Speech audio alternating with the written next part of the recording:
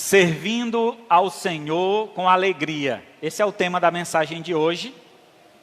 E o tema ele é bem oportuno, justamente dentro dessa questão, né? No domingo passado nós falamos um pouco sobre o chamado de Deus. E Deus tem feito um chamado não só para a salvação. Esse chamado para a salvação é para os escolhidos, todos aqueles que Deus, assim por sua infinita bondade, decidiu chamar para junto de si, para fazer parte do seu povo. Mas dentre esses que ele chamou para a salvação, ele tem chamado todos estes para o serviço. Então o serviço cristão, ele não é opcional. Não é você que decide, hoje eu vou escolher servir a Deus. Não existe essa escolha. Na verdade, você foi escolhido por Deus para servir a Deus.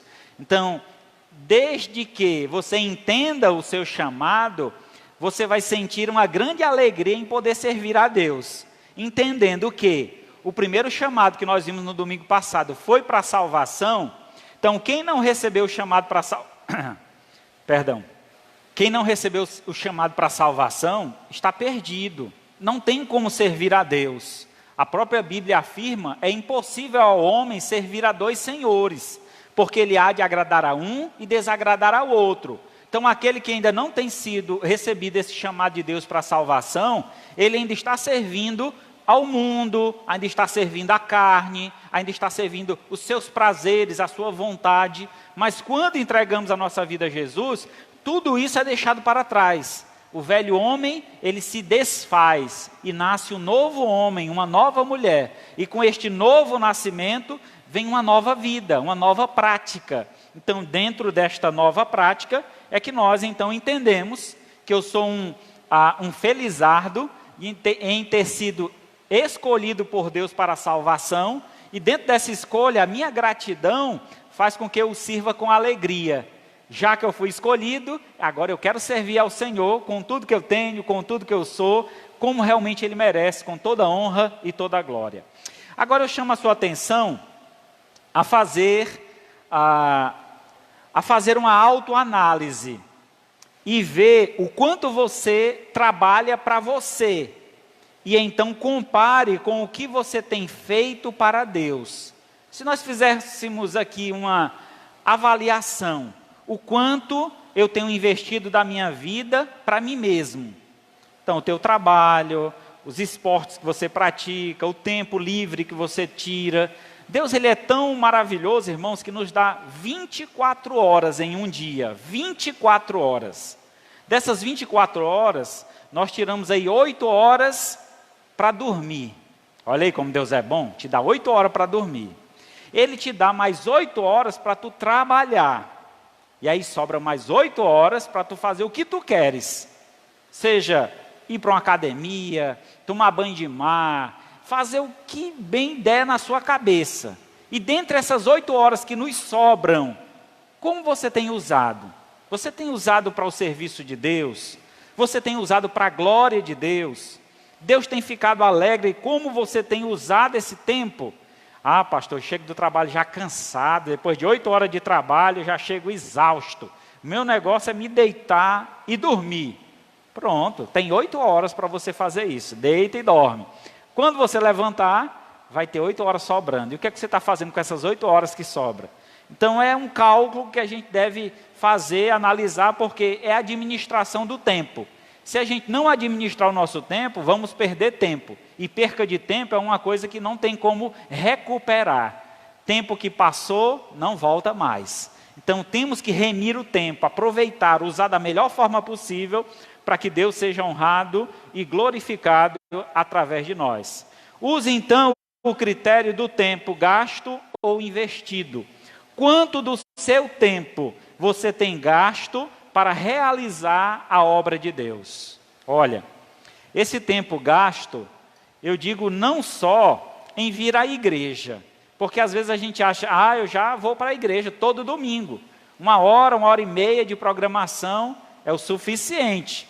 Para a semana toda, irmãos, é pouquíssimo o quanto nós temos dedicado a Deus, se a gente for analisar por essa ótica. O tempo que nós temos de culto é muito mínimo em comparação ao tempo que Deus nos oferece e nos dá. Então precisamos reavaliar e produzir mais para Deus. Então, encerrando a sua primeira carta aos Coríntios, o apóstolo Paulo encoraja os irmãos a se manterem firmes na fé e produtivos no trabalho do Senhor. Abra sua Bíblia aí em 1 Coríntios, capítulo 15, verso 58. 1 Coríntios 15, 58.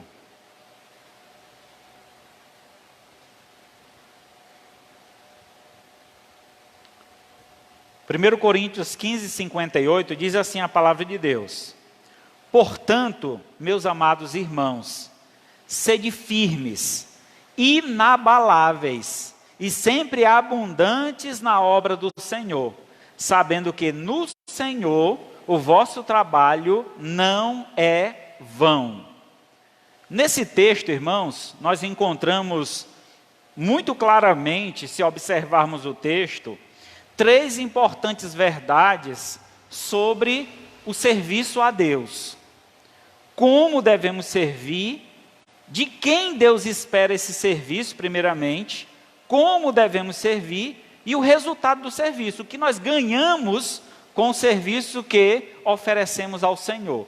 Então é nessa análise desse texto que nós vamos nos deter nesta noite e observar então minuciosamente cada parte desse versículo e poder assim extrair essas verdades importantes para a nossa vida de serviço a Deus. A primeira verdade que eu quero destacar é: o serviço ao Senhor, ele é feito pelos filhos de Deus. Nós não devemos esperar que alguém lá no mundo faça alguma coisa pela obra de Deus, que eles não vão fazer. Pode até ser que, movido pelo Senhor, que o Senhor pode mexer na sua criação e mover alguém que não tem ainda uma firmeza na fé, ainda não tem um compromisso com Deus, mas ser usado por Deus para beneficiar a sua obra. Mas o desejo do coração de Deus é que isso parta dos seus próprios filhos. Entendendo, irmãos, olhando a Escritura como um todo, nós podemos observar que antes de conhecer a Deus, quem nós éramos? Inimigos de Deus, diz a Escritura. Era quem nós éramos, inimigos. Nós vivíamos mortos em nossos delitos e pecados, afastados de Deus, na escuridão, nas trevas. Deus olhou para nós, não viu nada de interessante. Ele não viu beleza em nós, Ele não viu capacidade em nós, mas o que Ele viu foi a nossa necessidade. Éramos pecadores que necessitávamos de salvação, de resgate. E por esse motivo Ele manda o seu Filho Jesus, seu único Filho, para morrer na cruz em nosso lugar. E aí observamos lá em João 3,16, porque Deus amou o mundo aí é a humanidade, as pessoas que estão no mundo, de tal maneira que deu o seu Filho unigênito, o único Filho, para que todo aquele que nele crê, não pereça, não morra, mas tenha a vida eterna. Deus sacrificou o seu único Filho, em favor de nós, e uma vez crendo em Jesus, nos dado o poder, lá em Atos 1,8, nós estávamos estudando hoje pela manhã, uma vez crendo no Senhor, nos dado um poder de nos tornarmos filhos de Deus. E este poder para testemunhar de Cristo, para falar do amor do Senhor. Mas nos dado também o poder de nos tornarmos filhos de Deus, é João 1,12. Então, João 1,12, nos é dado o poder de nos tornar filhos. Aí vamos lá, éramos inimigos, pecadores, condenados ao inferno. Deus nos resgata, nos dá uma nova vida, um novo nome e nos dá uma nova perspectiva de vida. E agora a vida que eu tenho, eu não devo mais usar para o meu bel prazer, mas sim para o serviço e para a glória de Deus. É claro que nosso Deus é generoso, irmãos. Você não vai viver 24 horas dentro da igreja, não é isso que eu estou dizendo. Mas que a gente precisa separar tempo e tempo produtivo para a glória de Deus. Seja no seu trabalho, um tempo em que você fale de Cristo para as pessoas, seja na sua vizinhança, onde você faça o bem para aqueles que estão ao seu redor, seja na escola, seja na faculdade, seja onde for, você seja usado por Deus para glorificar o nome do Senhor através do seu testemunho. Aqui no texto é dito assim: meus amados irmãos. Então o início do texto, ele diz: meus amados irmãos. Paulo, então, escreve à igreja de Corinto, e naquela igreja encontrava-se quem? Os filhos de Deus, os amados irmãos em Cristo Jesus. Então, o desejo de Paulo é que estes irmãos, não só de Paulo, mas do próprio Deus, mas Paulo está expressando a vontade de Deus, e essa expressão, então, afirma que o desejo é que os filhos de Deus façam, realizem a obra do Senhor. O trabalho do Senhor, ele deve ser feito por aqueles escolhidos, salvos e capacitados pelo Senhor. Lá em 1 João 3,10 diz: nisto são manifestos os filhos de Deus e os filhos do diabo. Todo aquele que não pratica a justiça não procede de Deus, nem aquele que não ama ao seu irmão. 2 pontos aqui para a gente observar: pratica a justiça e ama o seu irmão. Então, é o que se espera de alguém que foi salvo por Deus. Você foi salvo por Deus, você é salvo por Deus, está salvo, então pratique a justiça de Deus. E o que é a justiça?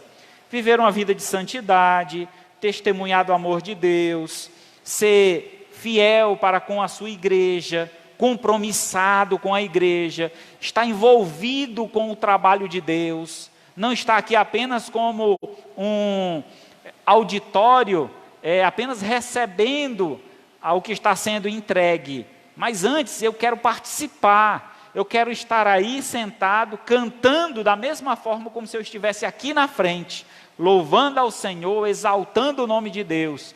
Eu quero participar de tudo que a igreja tem. A nossa igreja, irmãos, nós temos programações que são mensais. Primeiro sábado do mês, o que aqui tem aqui na igreja? Ixi, esqueceram. Reunião dos homens. Vocês já sabem, não precisa o pastor mandar mensagem: olha pessoal, hoje tem reunião dos homens, não esqueçam. Vocês não são criança, vocês não têm problema mental, graças a Deus, são tudo perfeito, tudo bom, de saúde. Então não precisa, irmão, vocês estão com um costume muito ruim, que se não avisar, não vem. Meu amigo, é uma programação já fechada, todo mês, primeiro sábado do mês, se não tiver, eu aviso. Então, esse é o certo, quando não tiver, é avisado. Irmãos, infelizmente não haverá por esse motivo, tal e tal e tal. Mas não tendo aviso de cancelamento, a programação ela existe, ela tem, e os irmãos precisam estar aqui, para o bem de vocês, para o fortalecimento da alma de vocês, para a união do nosso grupo. Então é necessário esse convívio. Segundo sábado tem o quê? Encontro de casais. Ontem, irmãos, um jantar maravilhoso, cardápio da irmã Marisete, rapaz, coisa, de primeira.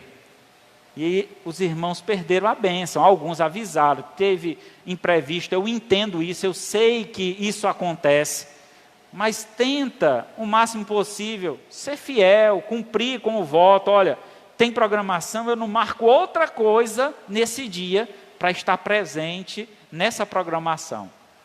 Terceiro sábado tem o quê? Jovens, terceiro sábado, todo terceiro sábado reunião de jovens, vai ser a primeira do ano essa, olha só que privilégio, né, estar presente nessa, não quero ver ninguém faltando aqui, os jovens nessa reunião, mas o pastor é bonzinho, e o mês tem quantos sábados? Geralmente 4, pode ser que tenha um que tenha 5 sábados, aí o pastor, como é um homem bom, um servo de Deus, Ele deixou o quarto sábado, e quando tiver quinto sábado, é de vocês, é de graça. Vocês vão usar da melhor forma possível, vão visitar os irmãos, chama o pastor para passear, vão fazer muitas coisas, é o sábado livre. Olha aí que maravilha. Então, às vezes, irmãos, a gente acha que está fazendo muito. Já vou todo domingo. Irmãos, eu queria imaginar como é que vai ser vocês chegando lá no céu. Porque o céu eu imagino que vai ser como um culto. A gente adorando a Deus, abraçando os irmãos. Aí quem não gosta de abraçar vai achar ruim lá no céu, né? Quem não gosta de cantar lá no céu não vai ser bom para ele. A gente tem que sentir prazer, irmão, estar na casa do Senhor. É o que a gente vai fazer a eternidade lá no céu, adorar a Deus. Louvar, glorificar, viver em comunhão, abraçar, comer junto. Eu não sei se vai ter comida lá, mas se tiver vai ser bom. Então, imaginemos, irmãos, que já é bom a gente estar junto aqui, fazendo a obra de Deus juntos aqui, quanto mais será no céu. Mas se eu não tenho prazer aqui, como eu terei na glória celestial, que vai ser com mais intensidade? Porque aqui a gente se reúne 3 vezes na semana. Lá no céu vai ser 24 horas por dia. Você nem sequer vai dormir, porque lá no céu ninguém dorme. É dia todo o tempo. A glória de Deus, reflete nós não vamos cansar. Nosso corpo vai ser glorificado igual o de Jesus Cristo. Nós não vamos cansar, não vai precisar dormir. Vamos estar 24 horas ligados, nos 280, servindo a Deus, adorando. Maravilha, irmão. Eu almejo essa hora, eu espero, Senhor, vem logo, Senhor. Eu estou esperando esse dia. Então, infelizmente, a gente pode então observar, como o texto que nós acabamos de ler em João 3:10, como se manifestam os filhos de Deus e os filhos do diabo. Aquele que não tem prazer na justiça, em fazer a coisa certa, em cumprir os seus votos, em ser fiel a Deus. Ele está identificando-se não com Deus, não com Cristo. Ele está identificando-se com o inimigo. Então tome muito cuidado com que identificação você quer ter, que filiação você quer ter.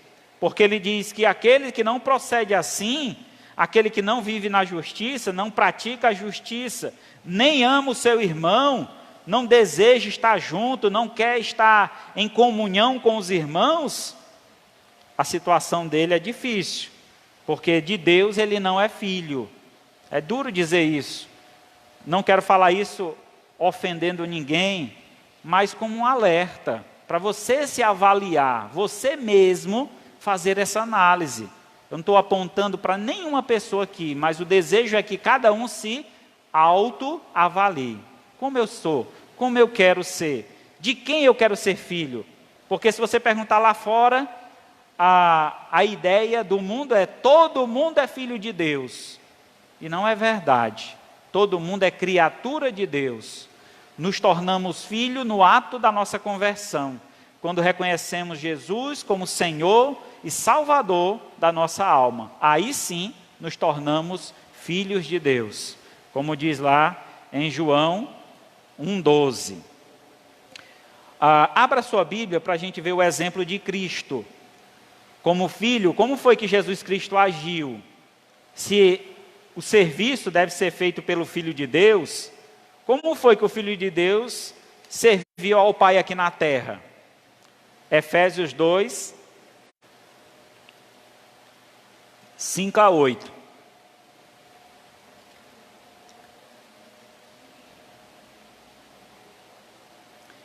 E estando nós mortos nos nossos...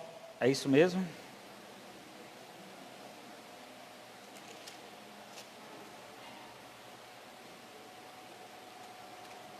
Não era esse texto que eu queria ler, mas vamos lá. E estando nós mortos nos nossos delitos e pecados... Eu estou lendo Efésios, né? Filipenses. Obrigado, irmã. É Filipenses, exatamente. 5-8. Muito obrigado. Tendo em vós o mesmo sentimento que houve também em Cristo Jesus, pois ele, subsistindo em forma de Deus, não julgou com usurpação ser igual a Deus. Antes, a si mesmo se esvaziou, assumindo a forma de servo, tornando-se em semelhança de homem, reconhecido em figura humana. A si mesmo se humilhou, tornando-se obediente até a morte e morte de cruz. O sacrifício de Cristo foi qual? Como foi que Cristo serviu ao Pai? Dando a própria vida. Entendeu, irmão? Como a gente deve oferecer o nosso serviço a Deus? Nos sacrificando, dando o nosso melhor. Pela graça divina, Deus não deseja que você morra. Ele deseja que você ofereça um sacrifício não mais de morte, mas um sacrifício vivo, como diz lá em Romanos 1,12. Rogo-vos, pois, irmãos, pela misericórdia de Deus, que apresentei o vosso corpo por sacrifício vivo, santo e agradável a Deus, que é o vosso culto racional.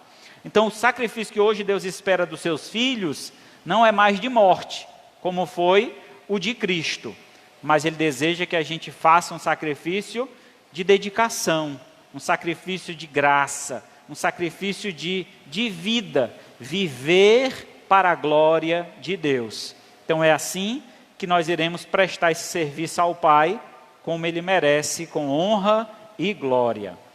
Em segundo lugar, o texto fala aqui que a obra do Senhor, ou o serviço ao Senhor, exige dedicação.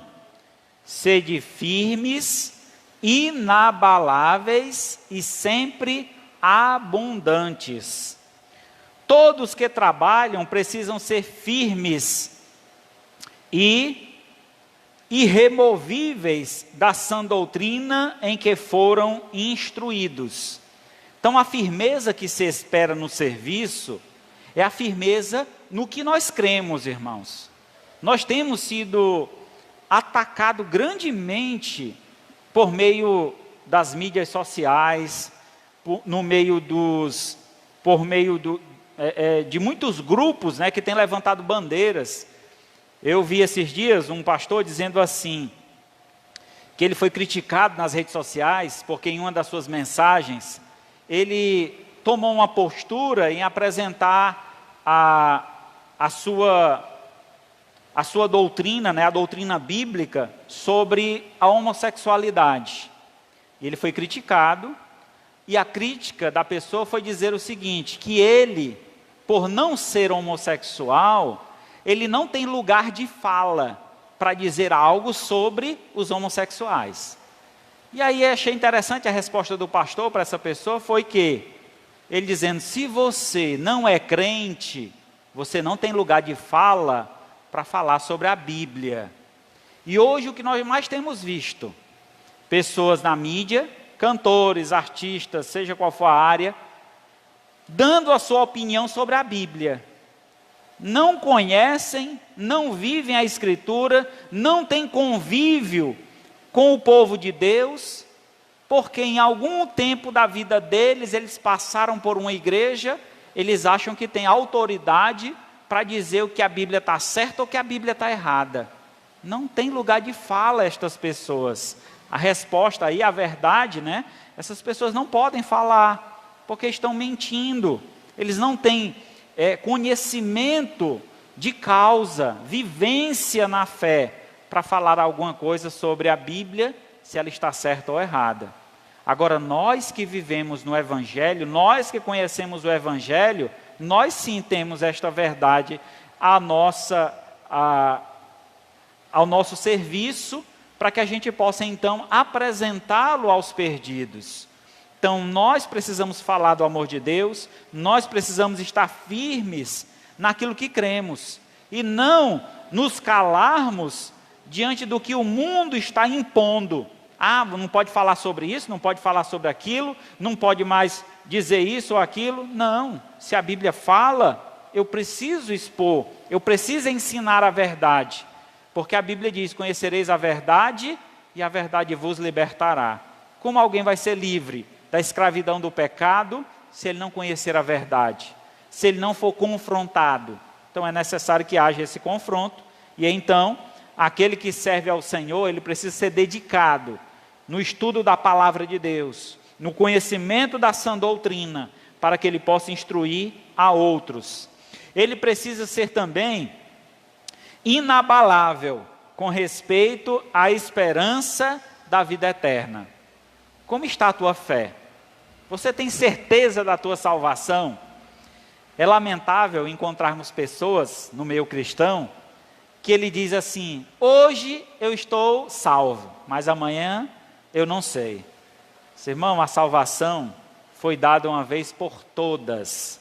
Ou você vai sacrificar Jesus, crucificar Jesus de novo, porque o sacrifício foi único, de uma vez só, para todo sempre. Um único Cordeiro de Deus que tirou o pecado do mundo. Então este Cordeiro, o seu sangue é suficiente, esse sangue derramado do Cordeiro é suficiente para aniquilar, apagar toda a culpa do pecado daqueles que foram escolhidos por Deus, daqueles que creem. Se você crê no Senhor Jesus, como diz a Escritura, você está salvo. Não será salvo, você está salvo. Essa salvação é dada hoje e ela se completará na vinda do nosso Senhor Jesus, quando então seremos completamente salvos, porque não mais seremos assediados pelo pecado, não teremos mais qualquer influência do pecado em nossas vidas, porque viveremos na glória celeste, para todo sempre com o Senhor, e o inimigo não terá mais influência em nossas vidas. E em terceiro lugar, o texto afirma que nós devemos ser abundantes, e abundantes na obra do Senhor. Lembrando, irmãos, que essa abundância é a contribuição que nós devemos fazer com a obra do Senhor. E essa contribuição não é só financeira, mas a financeira faz parte dessa contribuição. Eu contribuo financeiramente, mas contribuo também presencialmente, eu contribuo com a minha mão de obra. Digamos, irmãos, que você sabe fazer alguma coisa. Eu sou eletricista. E aí você chega e encontra um ventilador desse desligado, queimado, ou sem funcionar. Qual é o seu papel? Pastor, parece que aquele ventilador ali não está funcionando, não posso dar uma olhadinha? Então o irmão já se dispõe a tentar resolver. Pastor, aqui realmente é um motor, tem que trocar, E ele vai indicar como fazer o serviço. E se ele for um servo fiel e obediente, ele vai até se dispor: pastor, eu posso ajudar, eu não posso bancar tudo, mas se o pastor conseguir uma ajuda com mais alguém, e a gente faz uma campanha, irmãos, precisamos de 3, 4 pessoas para consertar um ventilador, quanto pode contribuir? E aí os irmãos fazem parte dessa obra.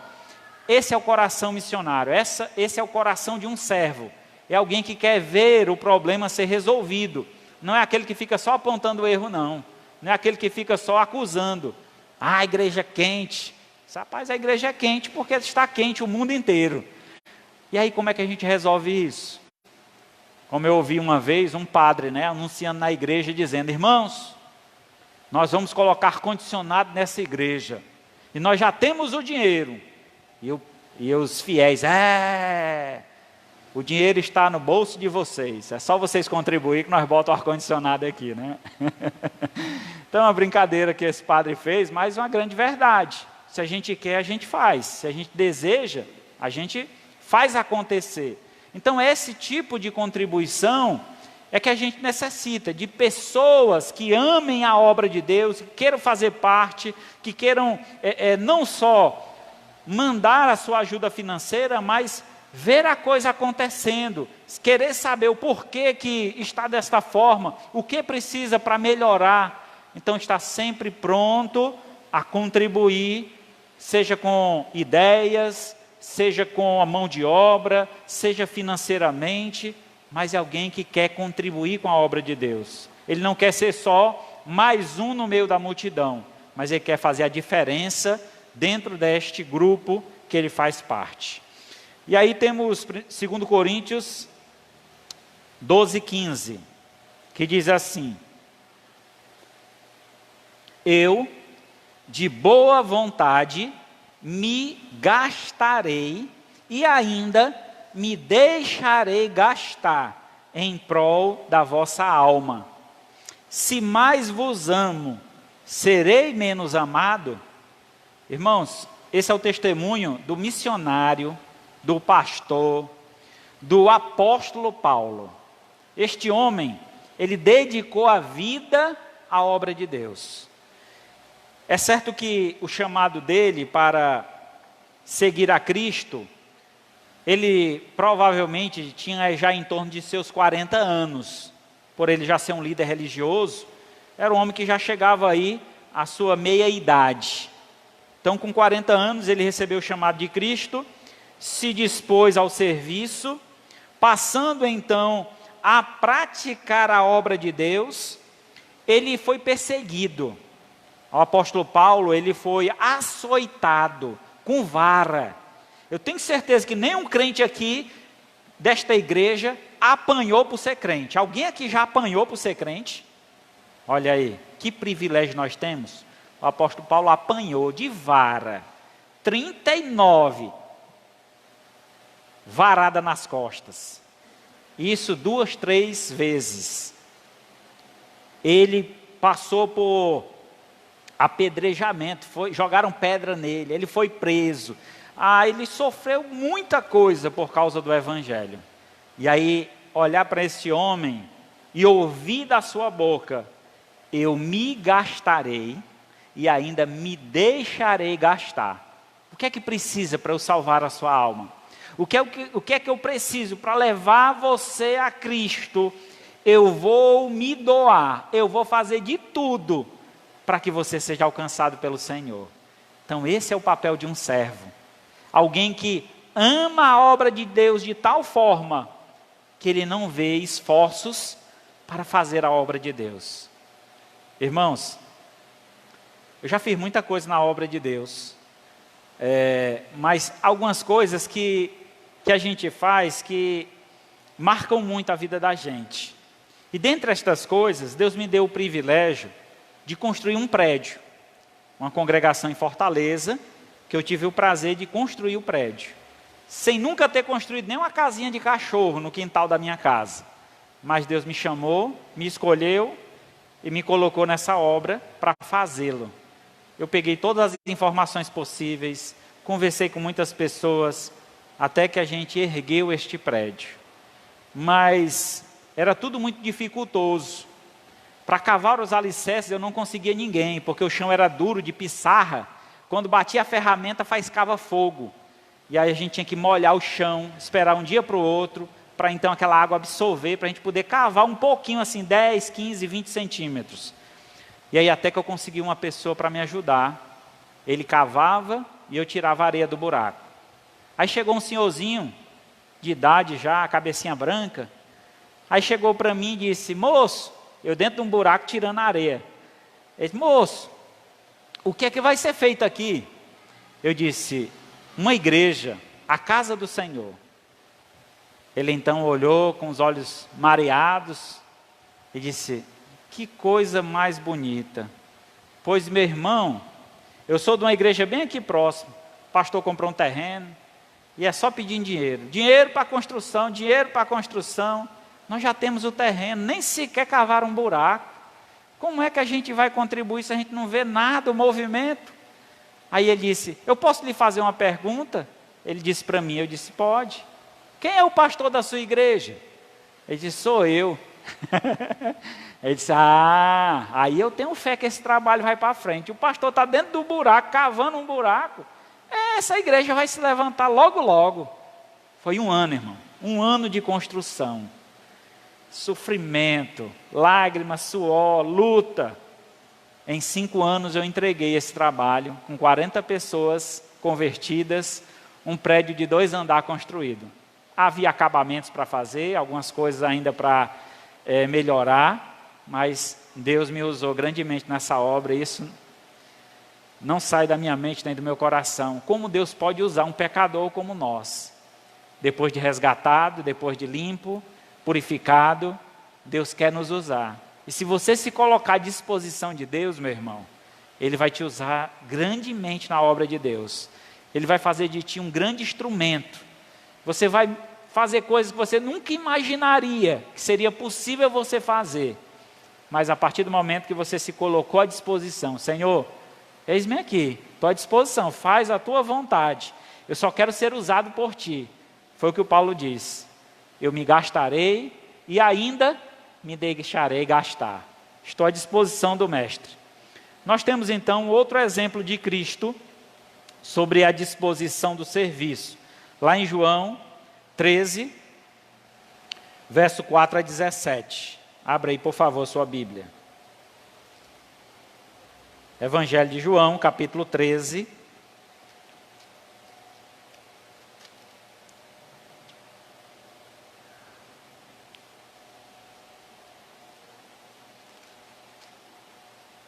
(4 a 17). Levantou-se da ceia, tirou a vestimenta de cima, tomou uma toalha e cingiu-se com ela. Depois deitou água na bacia e passou a lavar os pés dos seus discípulos e enxugar-los com uma toalha com que estava cingido. Aproximou-se, pois, de Simão Pedro e este lhe disse: Senhor, tu me lavas os pés a mim? Respondeu então Jesus: o que eu faço não o sabes agora, a compreendê-los-á depois. Verso 8. Disse então Pedro: nunca me lavará os pés. Jesus então respondeu: se eu não lavar, não tens parte comigo. Então Pedro lhe pediu: Senhor, não somente os pés, mas também as mãos e a cabeça. Declarou Jesus: quem já se banhou não necessita de quem já se banhou não necessita de lavar senão os pés. Quanto ao mais, está todo limpo. Ora, vós estáis limpo, mas não todos, porque ele sabia quem era o traidor. Foi por isso que ele disse: nem todos estáis limpos. Depois de lhe ter lavado os pés, tomou as vestes e, voltando à mesa, perguntou: compreendeis o que eu vos fiz? Vós me chamais mestre e senhor, e dizeis bem, porque eu sou. Ora, se eu, sendo senhor e mestre, vos lavei os pés, também vós deveis lavar os pés uns dos outros. Jesus, ele mostra a sua dedicação na obra de Deus. E o exemplo que ele passa aqui para os seus discípulos era o exemplo de humildade, que na obra do Senhor não existe ninguém maior do que outro. Quando Deus nos vê como filhos, e todos de igual modo. Não tem um filho da preferência, todos são iguais. A gente pergunta, né, para a família, quem é o filho predileto? Então, sempre que eu falo para minha filha, você é a minha filha predileta. Eu olho para o Davi e digo: meu filho, você é o meu filho predileto, porque só tem eles dois, né? Então ela é a filha predileta e ele é o filho predileto. Mas Deus não tem essa escolha, todos são filhos, e estes filhos ele ama de igual modo. E este amor, então, ele quer que a gente exale, amando as outras pessoas, cuidando das outras pessoas. Então Jesus Cristo mostra a sua dedicação, servindo, tomando a postura, a posição de um servo. Irmão, o lava-pés era feito apenas por escravos. Então alguém que tinha um escravo em casa, quando chegava uma visita ilustre, ele então chamava o escravo que vinha com a bacia lavar os pés do convidado.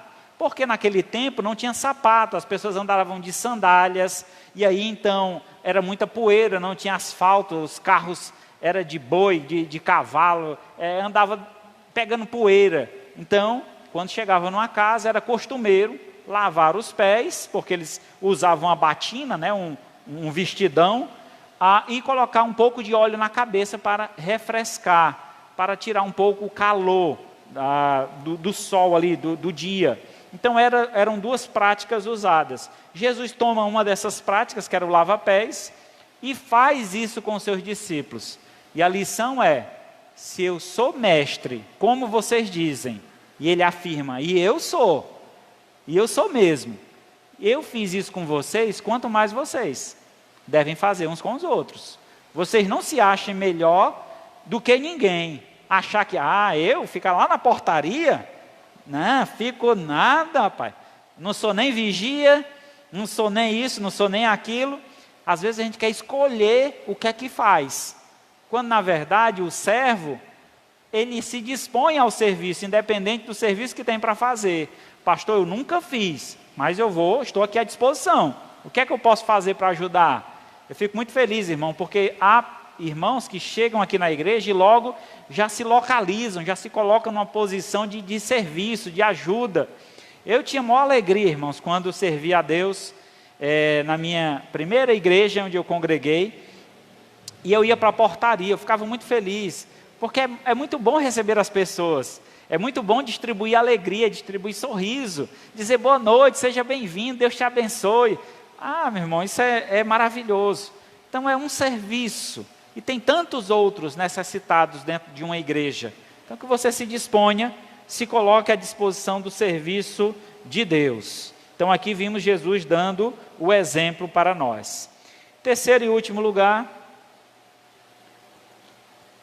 o serviço ao Senhor, ele é recompensado. Então vale a pena nós servirmos a Deus, justamente porque Ele nos recompensa.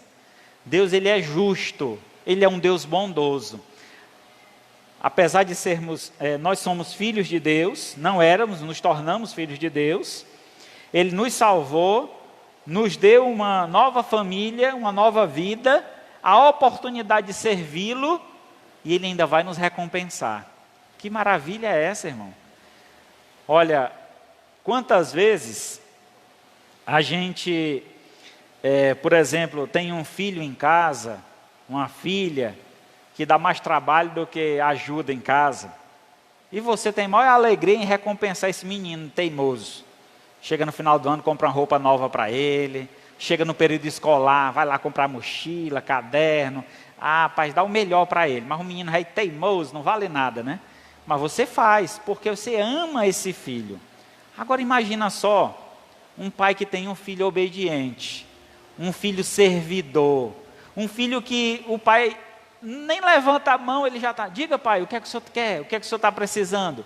Então se você tem um filho assim, então vale a pena investir. Pai, eu quero uma roupa tal, pai, eu quero fazer um curso tal, e você poder pagar, poder ajudar para o futuro dessa criança, para o crescimento dela, vale a pena, você faz com alegria, quando você pode, é claro, né? Você faz com alegria. Então assim é Deus, Ele vai nos recompensar, e na proporção do nosso serviço, Deus tem prometido grandes bênçãos a nós. Uma destas bênçãos são galardões lá no céu, coroas que nós vamos receber quando chegar lá no céu, pelo serviço que praticamos a Deus, o serviço que oferecemos ao Senhor, e Ele então nos recompensará. O texto diz assim, sabendo que no Senhor o vosso trabalho não é vão. Esse texto ele é muito interessante, a gente observá-lo com mais atenção. Ele está falando que o serviço, ele será recompensado quando feito no Senhor. O que quer dizer isso? Qual é a ideia de fazer um serviço no Senhor? A ideia, irmãos, aqui, a gente poderia ter pelo menos aqui duas possibilidades. Uma delas é fazer para o Senhor. Quer dizer, não esperando a satisfação ou as palmas dos homens, porque isso muitas vezes prejudica a obra de Deus. Nossas igrejas batistas regulares não têm o costume de bater palma. A gente não tem esse costume, digamos assim, uma tradição da nossa igreja, a gente não faz isso. A não ser em um momento muito especial. Por que a gente decidiu não bater palmas? Justamente para não criar uma expectativa para quem vai fazer alguma coisa, esperar as palmas. digamos que um irmão vem cantar aqui na frente, canta excelentemente bem.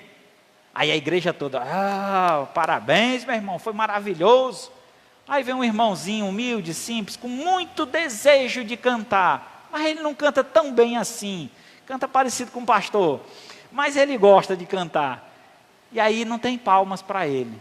Aí ele fica triste, rapaz, estou fazendo, mas ninguém viu, ninguém reconheceu. Então o serviço no Senhor não é um serviço que se espera reconhecimento dos homens, mas um serviço que se faz para Deus.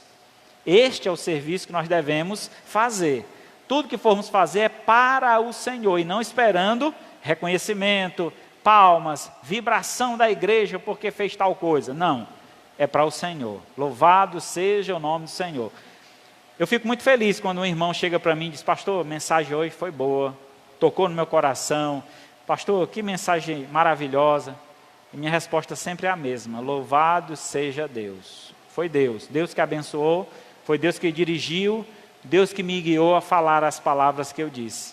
Então, é a Ele toda a honra e toda a glória. Porque se eu começar a tomar isso para mim, eu começo a me enaltecer, começo a me engrandecer. Rapaz, eu sou bom mesmo, eu prego bem, não precisa nem orar, que eu sei o que é que eu estou fazendo.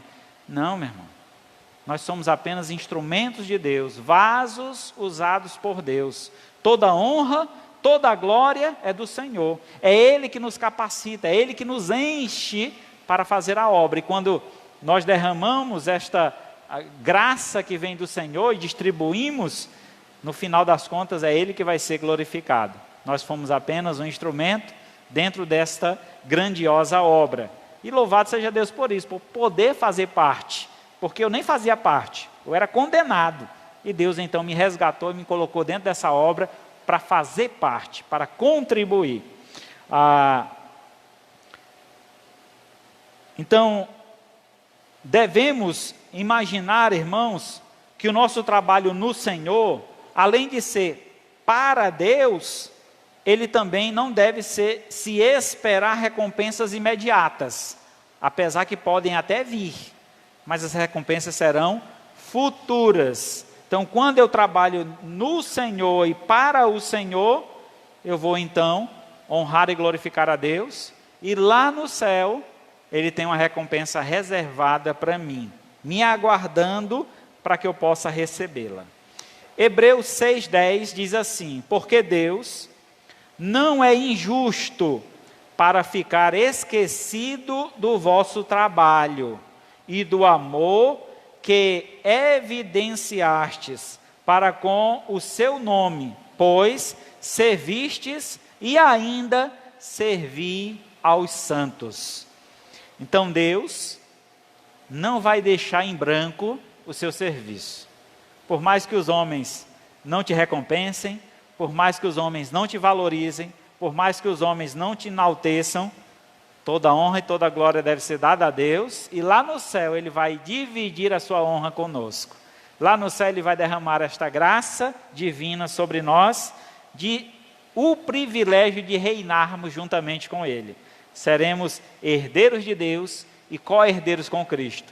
Reinaremos juntamente com o Senhor. E aqui o texto em Hebreus traz essa afirmativa, que Deus não é injusto. Ele está vendo tudo.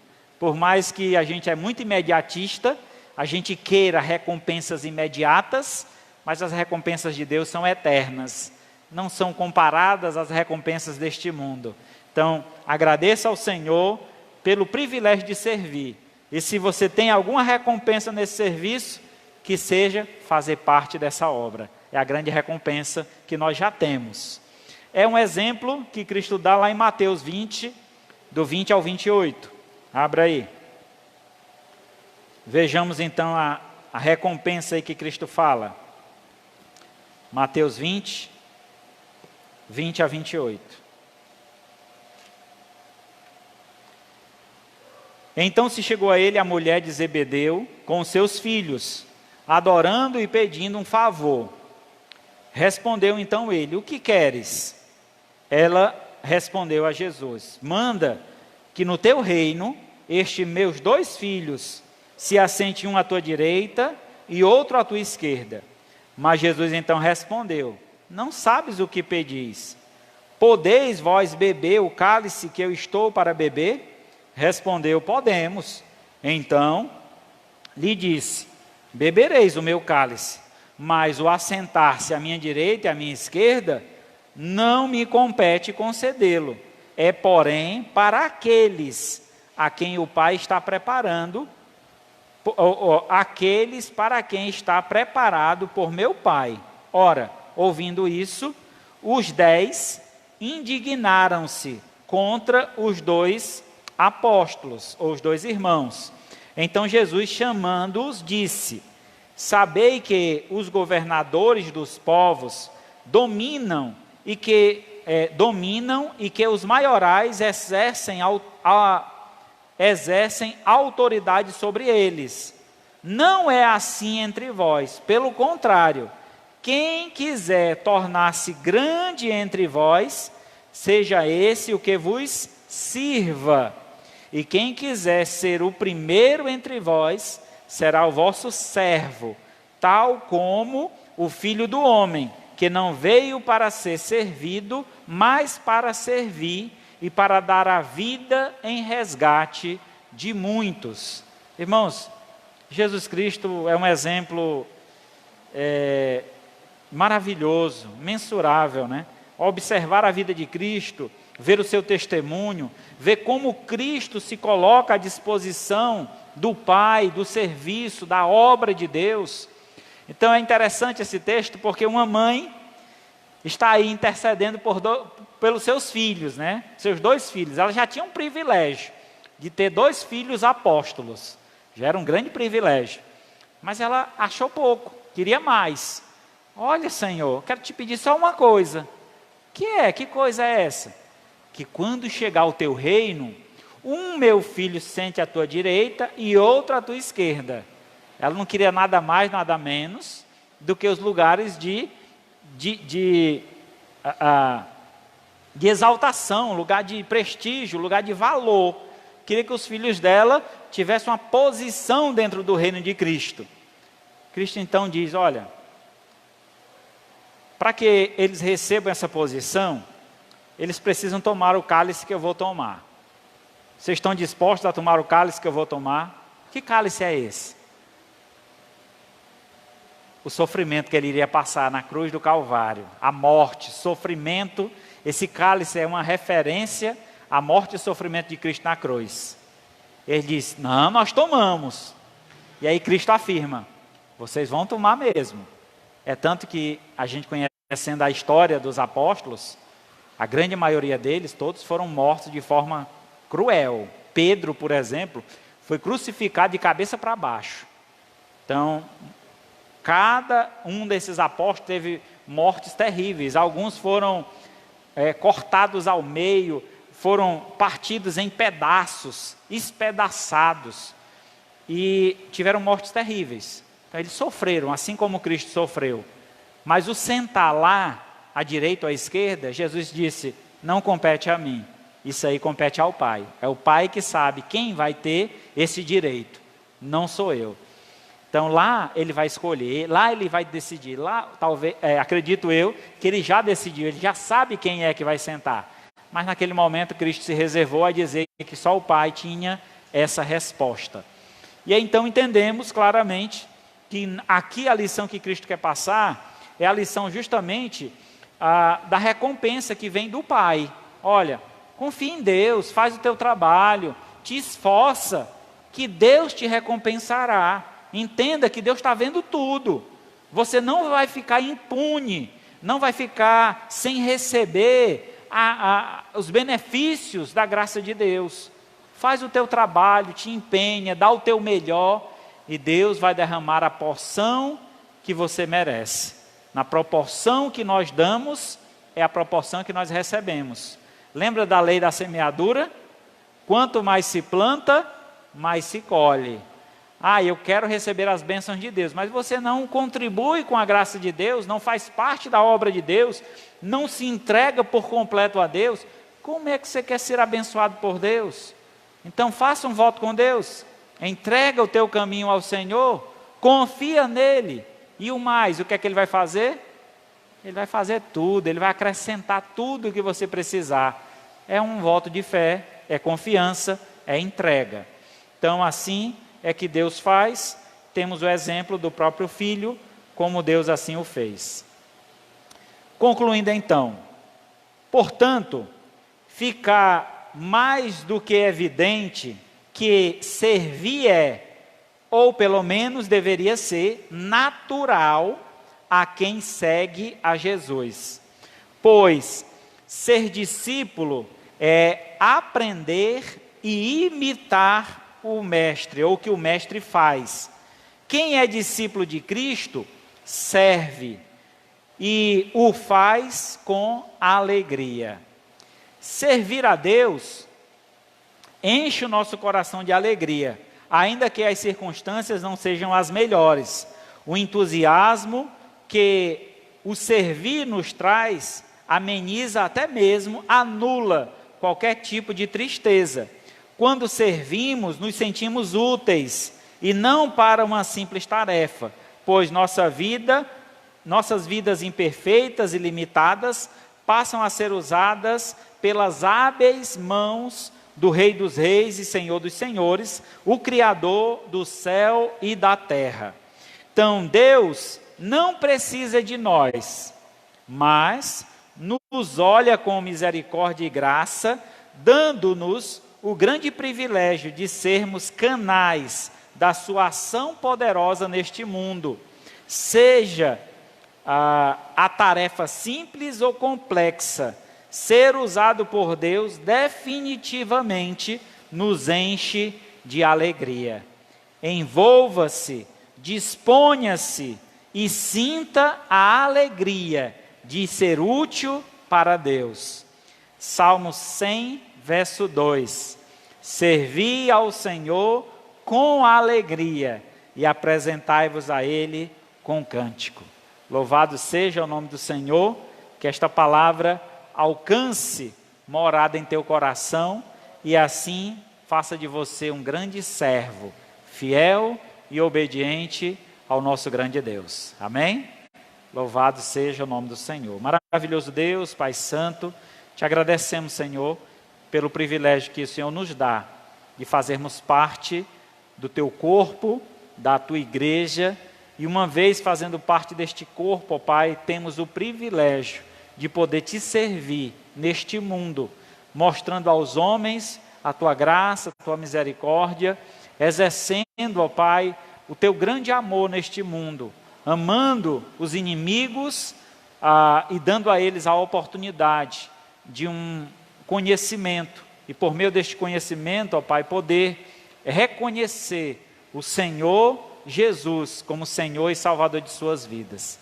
Eu peço ao Pai, por cada membro que compõe esta igreja aqui presente, que o Senhor estenda a tua mão poderosa, dando discernimento, capacidade, para que eles exerçam a tua obra, para que eles cumpram a tua obra aqui nesta terra, fazendo, ó Pai, o trabalho que foi designado aos teus filhos, e nós como os filhos, ó Pai, tendo a alegria de poder fazer parte desta obra, cooperando, contribuindo, dando o nosso melhor, investindo o nosso tempo, para que o teu nome seja honrado e glorificado hoje e para todo sempre. Assim, ó Pai, nós te louvamos, te agradecemos e pedimos, em nome do teu Filho amado Jesus, que a graça do Senhor Jesus, o amor de Deus, o nosso Pai, a comunhão e a consolação do Espírito Santo, seja com todos nós, o teu povo, hoje e para todo sempre. Amém. Graças a Deus.